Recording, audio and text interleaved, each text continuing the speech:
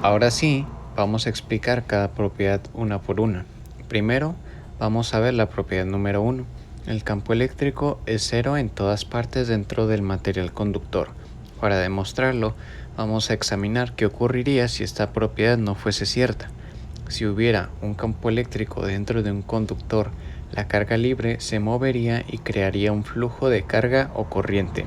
Y si se crea corriente, ya no estamos en equilibrio. Por ende, resalto aquí, si lo anterior es cierto, el conductor ya no estaría en equilibrio electrostático, debido a que hay un movimiento de una carga libre o todas esas cargas o electrones libres de valencia que se encuentran dentro del conductor.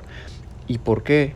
Pues porque cuando sienten un campo eléctrico, las cargas siempre van a presentar una fuerza eléctrica que las va a hacer moverse, ya sea una fuerza repulsiva o una atractiva. Propiedad número 2. La propiedad número 2 nos dice que cualquier exceso de carga en un conductor aislado reside por completo en su superficie y no en ninguna otra parte. Esta segunda propiedad es un resultado de la propia ley de Coulomb. ¿Recuerdan? La ecuación para fuerza de la ley de Coulomb, que tiene que fuerza es igual a una constante eléctrica multiplicada por las magnitudes de las cargas dividida el cuadrado de la distancia. Aquí lo tenemos. No nos importa en este momento ni la constante eléctrica ni los valores de las magnitudes de las cargas. Solo nos importa esta relación inversa, que no es solamente inversa, sino que es inversa cuadrática. Vean que es 1 sobre el cuadrado de la distancia entre cargas iguales descritas en la ley de Coulomb. Como les digo, si por algún motivo se coloca un exceso de carga dentro del conductor, las fuerzas repulsivas de las cargas que están iguales a esa carga que se acaba de colocar en el conductor las van a empujar tan lejos como sea posible. Esto va a hacer que migren inmediatamente a la superficie. Con esto comprobamos entonces que la propiedad 2 es totalmente válida.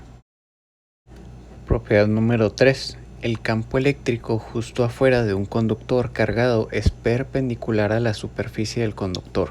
Entonces, la propiedad 3 también puede ser entendida considerando como si no fuese cierta. Veamos, si el campo eléctrico en la figura no fuese perpendicular, es decir, no fuese 90 grados con respecto a la horizontal de la superficie, tendría una componente a lo largo de la superficie, una componente X y una componente en Y. Pero a nosotros nos interesa la de la superficie. Esta componente haría que las cargas libres del conductor se muevan en este caso hacia la izquierda. Si las cargas se mueven, se crearía una corriente eléctrica y el conductor ya no estaría en equilibrio electrostático. Nuevamente demostramos que la propiedad número 3 es totalmente válida. Y nos falta la propiedad 4, que dice que en un conductor con forma irregular la carga se acumula en los puntos agudos donde el radio de la curvatura de la superficie es más pequeño. Esta última no venía anunciada como tal, pero decidimos explicarla ya que es importante y muy interesante. Entonces, vamos a ver la veracidad de esta propiedad. Primero, miremos esta figura. Tenemos este conductor. Si nos damos cuenta, es bastante plano en el sector A y relativamente afilado en el sector B. Cualquier exceso de carga colocada en el objeto se moverá hacia la superficie, como ya vimos en la propiedad número 2. Las distancias en la imagen BC, es decir, en el punto A, aquí en el punto B, son diferentes.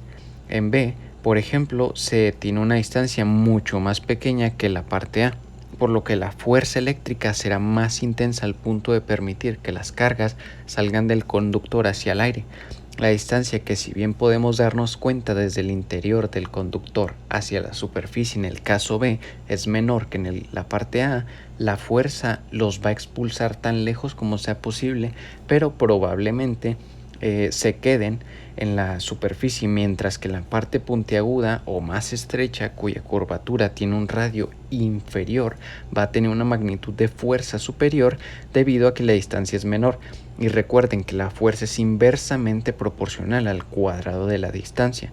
Con esto demostramos entonces que en las puntas o en las partes de menor radio de curvatura va a haber una mayor concentración de carga eléctrica.